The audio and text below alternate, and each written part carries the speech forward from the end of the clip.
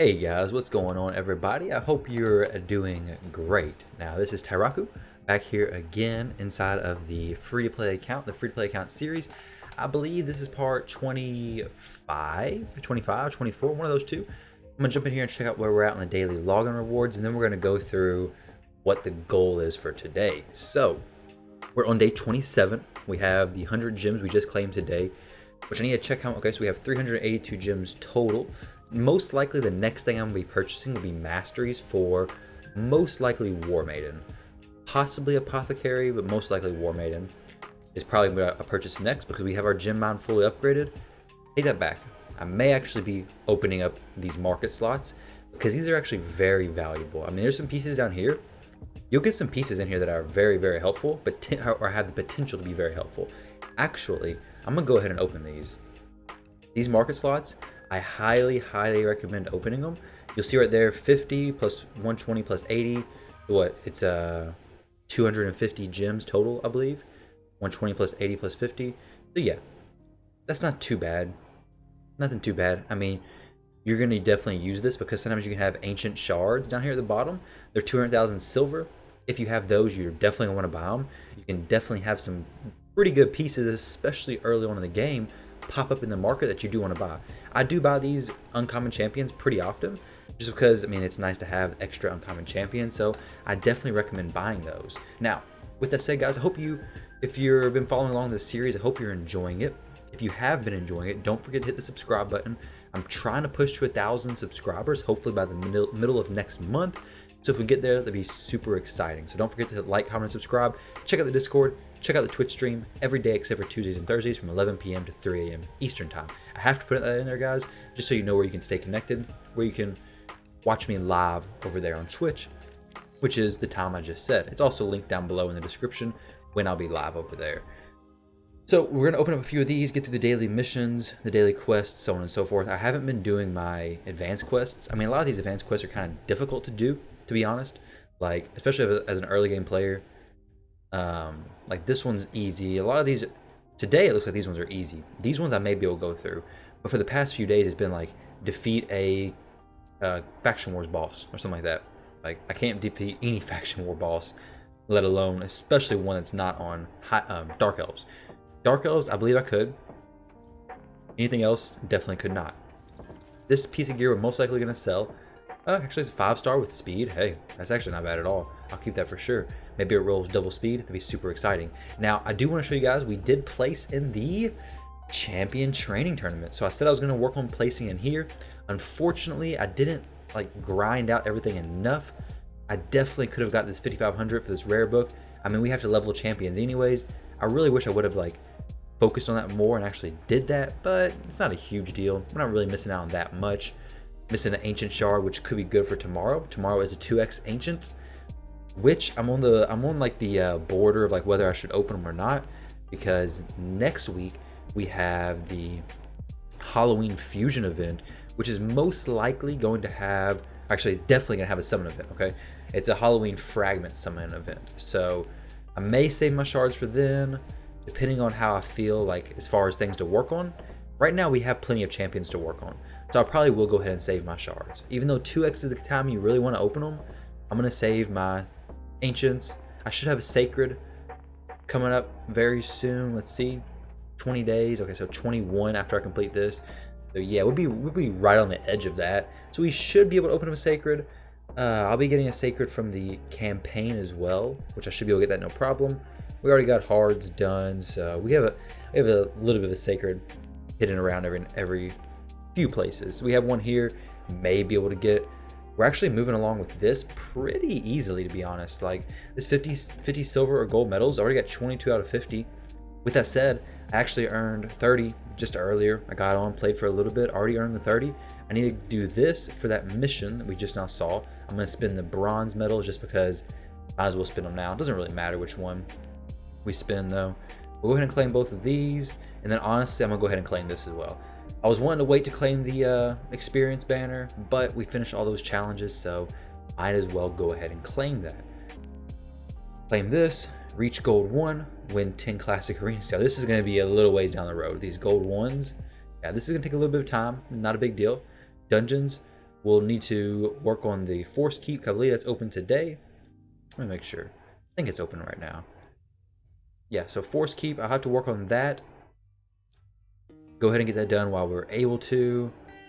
These are pretty easy. Nothing too difficult here. Block debuff. I need to get a champion who can do block debuff. Mix in a superior. Potion of any affinity. That's not bad. This, not bad. So a lot of these, pretty easy to clear. The artifacts, still haven't done this. I need to do this for sure. I just don't really want to go back and grind the Kaerok Castle. That's where a lot of people go, you know? A lot of people get there, they kind of like, frick, I don't want to go back. I don't want to deal with that crap. So then it just takes some time to complete it. But it is what it is. We're progressing along very well. Ascend 2 champions, level 3 of Ascension.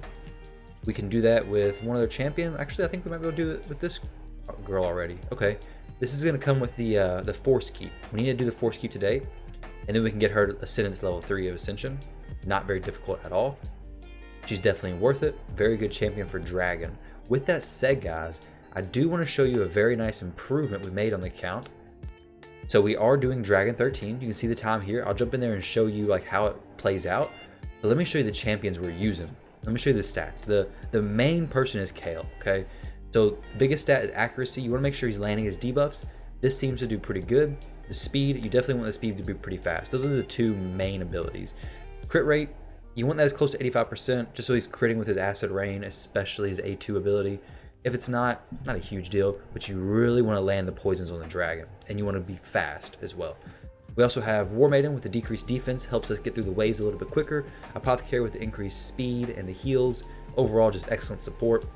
We have Grinner, which he's easily replaced for Shaman if you don't have Grinner, just for a res on the waves. And then we have Infernal Baroness. Now, Infernal Baroness has very good utility with his decreased attack, AoE. However, she doesn't actually place it that often. Once we get her ascended, she'd also do this. Places a Veil buff on an ally. This one is places a Perfect Veil buff on an ally for 3 turns. A little bit of improvement, but we don't really use her that much, to be honest. This is a very, very helpful though, but it's not crucial. We can definitely get through it without even having her. Let me show you how it works. It's definitely not 100%, but the reason why stage 13 is so important is because it's 4 to 6 star pieces of gear versus 4 to 5. Now, there was just a mission that I completed before I started this video up, which was when I think 4, 5, or 6 star artifacts from Dragon stage 5 or above, something like that. I don't know exactly how it was worded, but it was something along those lines. And there's some Dragon stages where you can win 3-star pieces. Well, that mission was win a 4, 5, or 6 star piece, okay? So obviously if you're winning 3-star pieces, you're not getting credit for that. So I was wanting to do a Dragon stage where I was guaranteed to get 4 or 5, and I was hoping to get 6. Here, we actually did get, I think, a 6-star piece. If not, we definitely got a 5-star piece, which is definitely nice. I mean, 5-star piece so early in the game definitely can be very, very helpful. Definitely excited for getting that. You'll see in just a few seconds about the dragon though. Kayle really just steals the show. Like, the other people don't do a whole lot, to be honest. Kayle places the poisons. He could definitely use a little bit more accuracy, but where we're at, it's not bad. Now, I did get lucky and got a banner for Kayle. The banner does have accuracy on it, which is a huge help. But like I said, the biggest thing is just having the accuracy on Kayle. So if worst case scenario happens, throw a accuracy chest plate on Kayle, or throw an accuracy set on Kayle if you have it. But you do want to make sure he's placing his debuffs. If you're seeing it saying resisted a lot, then throw some more accuracy on him somehow, some way. That should help you out significantly. These other people in the dungeons, they're not doing a ton of damage. War Maiden decreased defense definitely does help, for sure. Don't get me wrong. These other champions do help. But if we didn't have them, we could definitely substitute other things in here and still go through Dragon Stage 13 pretty easily. Now, without Kayle, or without a Poisoner, it's going to be very difficult. So this, if it rolled double there, we'll keep it. I mean, 5-star piece, not bad. Okay, so let me show you the piece I got earlier. Filter by new. So this was speed. I kept that because of the speed. This 6-star. Be sick if it rolled double crit rate or double accuracy. Now, we did get the Relentless pieces from the champion training event. This pair of boots I'm selling. We'd have no use for attack percent boots, I don't think. I mean, maybe some champion would. I highly doubt it. Attack percent gloves, we don't have a use for that. We do have a use for that. Don't really have a use for that. I mean, it's 6-star, okay? So 6-star, maybe we keep it. Maybe we keep it just for the slight possibility that somebody can use it. Now this could be really good because it has speed, and this could be really good. Go ahead and roll these. So if you're able to place in your tournaments, like as a new player, your tournaments are going to be a little bit easier to place in. And if you're able to do so, definitely try to do it. Because even if like this piece doesn't roll speed at all, it's still a good piece. I mean, it's good for a broken set. 6-star, I mean, that's the highest you can get, obviously. I really hope it rolls speed one more time. That would be incredible. But if it doesn't, you know, it's not the end of the world. We'll still probably be able to use it. I mean, it is Relentless set at that, which Relentless is one of those sets, in my opinion, that's kind of like a universal. Some champions it's like extremely good on, but it's so RNG based that I don't know. I think it fits any champion or fits most champions, but it's not like the best set all the time because it's not predictable, like I said. Very RNG heavy. I mean, because sometimes it can activate. I've seen it activate on like my Frozen Banshee on my main account so many times, like on the dragon, it would literally fill up the entire dragon's bar. So it had to have 10 poisons, no time. Well, I guess 9 poisons plus poison sensitivity, but she just filled it up, no problem. Crazy. HP 20%, that's pretty big, especially for somebody like Kayle. If we could throw this on him, we lose a little bit of attack, we gain some 6 speed, gain some defense, gain some HP. This actually wouldn't be too bad for Kayle. This, we lose 1 speed, but we would gain resistance and more HP. We lose a little bit of attack. These are breaking a set bonus, so not a huge deal, but maybe I consider it. We don't need to do it right now though. We're fine where we're at. This can definitely be used on some champions. I love the accuracy. This, also roll this to see. I always like rolling my pieces to see what we get. If it rolls flat attack, I don't really want that. We could throw it on a low level champion and make it decent. I really want to see accuracy.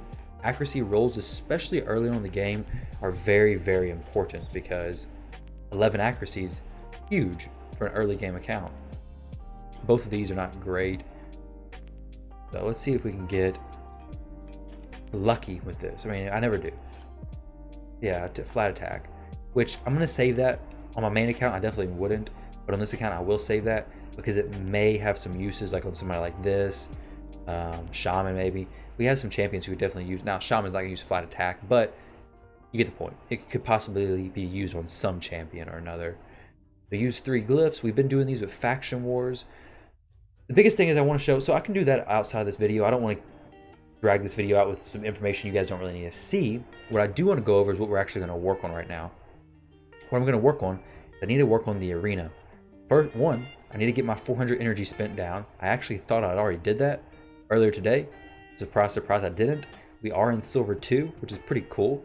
Honestly, I think I was in Silver 1, but I logged out and came back in and I was in Silver 2. I was like, what the heck?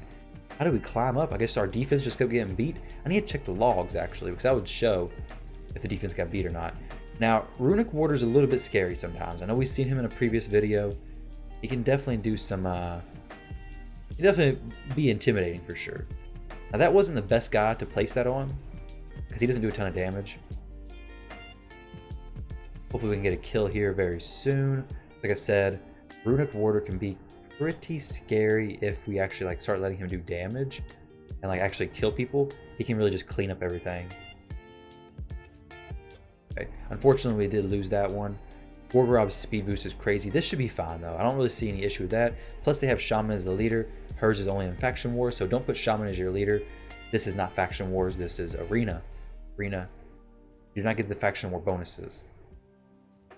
Even if it like highlights around the aura. So like, let me show you guys what I'm talking about. Like if you put Grinner in here, it says, it like highlights here as if the aura is working, but it says increase ally resistance faction crypts by 30. Faction crypts are not the arena. All battles is the arena. Dungeons are not the arena. And then like a champion that says just arena, that's arena. I don't know if he's, no, he's not. We don't have an arena only champion, but yeah, if it doesn't say in arena or in all battles, then it means it's not in the arena, basically. So you gotta be careful with that. You're definitely missing out on some potential points, especially if you have your starter champion, which is a 15% guaranteed increase to your HP, because you definitely have that. So, like this person right here, well, that's actually right. 23% from Skull Crown, I believe. This would probably be better with Haikatoon as the leader. I mean, 50% HP is great, but when you go second, it doesn't even matter because I can just blow through that 15% HP, no problem. Play some decreased defense, and then boom, Kale hits him. Quite a bit of damage, cleans him up. If the Haikatoon was in the leader, it'd be an extra 19% speed aura, which would have given them a much better chance of outspeeding me. A much better chance. Frick, I'm eating my words now. But either way, like that was sketchy. Like Elaine, she got lucky and she nuked down the team. That doesn't really matter. It's still the exact same thing. If my team hit a little bit harder, there's no way they would have won. So having the speed booster would definitely have been better there for them to like make sure they go first, because their lane obviously hit very hard. So, but I like having speed boosters in the lead if I can. Whenever I get Haikatoon, I don't know if I'll be able to fit her on my team, unfortunately, because I do have Apothecary, which fortunately and unfortunately, Apothecary is amazing. I guess it's a good and bad thing. Good because I have Apothecary. Apothecary's speed boost is incredible and his heals are awesome. Amazing champion. Haikatoon's really good as well, though. So, technically, we could use Haikatoon in the arena, but I'm going to be using Apothecary in so many more areas. I probably won't invest too much into Haikatoon. This team's good setup right there. Royal Guard is kind of hit or miss sometimes in the arena. I don't think he's really that great. Extremely good in dungeons, but when it comes to arena, I just don't think he's spectacular. I've seen him hit pretty hard, but he really shines in dungeons off of enemy max HP. That's where all of his damage is based. This is just an annoying team. I'm curious if we could beat this team. Like, we fought him once. I kind of want to fight him again. Like, I was in the middle of explaining why they should have a Haikatoon in the lead instead of Elaine.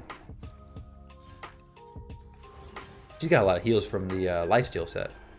Got a whole lot of heals, actually. Let's get Kale to drop some bombs on Elaine, maybe. Yeah, there we go. So we get her out of the equation and easy. If they would have went first, maybe they could have won. And that Elaine would have had her turn already, maybe they would have been fine. Who knows? Because she definitely hit hard. That Elaine definitely hit hard. Let's see where we're at in the missions. 32 out of 50. So we'll definitely have that finished by tomorrow. Upgrade the artifacts to level 16. Not an issue. Let's go to my champions. Okay, so you may have noticed I did get Apothecary leveled up to 5-star. I had a mission to take another champion, upgrade their rank to 5-star. So what I did is I did take my Apothecary. I don't like spreading myself too thin, but these 3 champions are going to be my core champions for a while. Decreased defense, big AoE attack, and then a good support champion with a speed boost. These 3 champions, what I mean by core champions is they're going to be used in my dragon team. These 3 champions I'm hopefully going to be able to buy masteries for and be able to use them in the Minotaur on stage 15. I never farm anything less than stage 15, but be able to use them on stage 15 along with like one other person so they can all have their masteries. And we run through Minotaur. That one other person who's in there doesn't have any of their masteries, but these 3 people ideally can solo it. Well, not solo it, but just run a 3-man group, be able to do it, full masteries. I found it to be very efficient. Obviously, later on down the road you get, it's even better if you can do it with 1 champion only. That's a little difficult. 3 champions, not too difficult. So hopefully I can try it with these 3 people. That'd be great. But either way, this is gonna be my core team for quite a while. So I'm probably gonna leave it here, unless there's some more missions in the future, which is take champion to 5-star. Probably just gonna leave it here, get these champions to 6-star as quickly as possible. I need to get Apothecary leveled up, get him ascended as well, which we are. Okay, let's actually go ahead and ascend him. Oh, what a joke, right? Yes. Gonna use something that costs silver? Ha! You ain't got no silver. What are you talking about, Ty? Alright. So we're gonna ascend him once I get some silver. With that said, I'm going to be farming 12-3. Literally, this is what's going to be happening between now and the next video. 12-3, gonna level up a bunch of champions, gonna get ready to get another 5-star champion, so I can start working on getting War Maiden to level 60, get her level to 6-star, get her set up. I need to farm the Force Keep. Actually, I need to go ahead and do that right now while I'm thinking about it, because if not, I'll definitely forget. So let's go ahead and do this.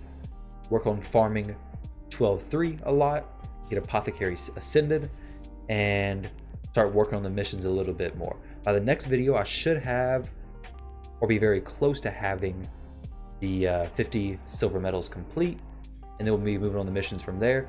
hopefully we'll be able to get the Sacred Shard by the time this Halloween summon event starts. So thank you guys very much for watching. Hopefully this is giving you a good idea on how to progress through the game as a free-to-play low spender. If you're a low spender, this account is free to play. But other than that, guys, don't forget to like, comment, and subscribe. Check out one of the videos that are about to pop up. Check back in the previous series if you missed a part, or if you have any questions, definitely leave it in the comment section below. I do read all the comments.